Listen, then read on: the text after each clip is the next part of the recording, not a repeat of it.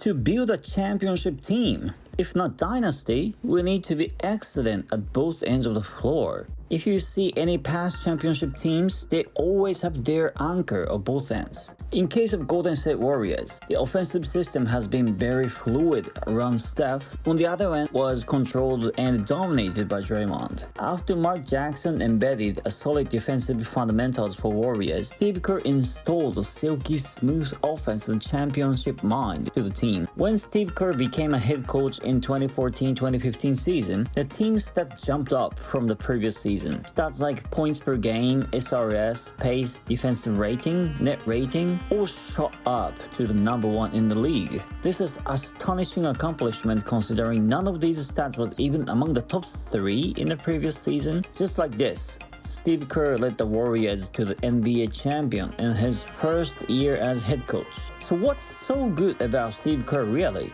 When we consider Steve Kerr, it is hard to ignore the influence of his career as a player in Chicago and San Antonio. In Chicago, they were using triangle offense. The principle is to share the ball and keep the distance between players. Hence, each player share the court evenly. Also, the triangle offense is executed via passes, not dribbles. Therefore, the ball moves smoothly and quickly on the court, and it makes hard for the defense to predict where the attack is coming. When the offense is more unpredictable, the defense is more spread, and it gets easier to create shots in great quality. This is a total opposite of isolation-oriented offense, like Houston Rockets with prime James Harden. After Kerr retired as a player, he became a GM of Phoenix Suns. In the same year, Mike D'Antoni revolutionized the NBA with his ridiculously fast-paced offensive system. You can see element of that in Warriors' open court offense. Steph and Clay shoot 3 in fast break with no hesitation.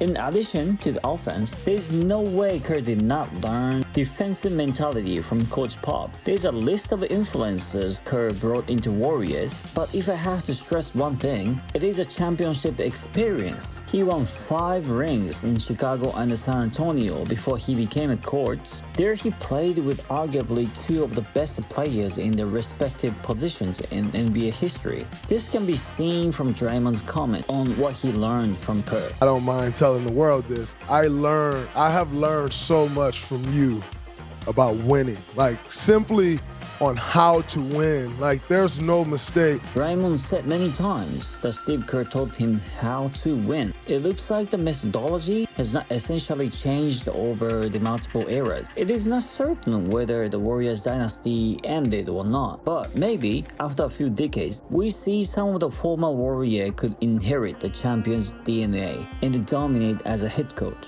Thank you so much for watching this content. I will keep uploading more of the behind-the-scenes contents of NBA. If you want to know what's happening somewhere inconspicuous, subscribe, like, and comment. Honestly saying, this would give me money and the time to make more contents. With love and excitement, see you in the next video.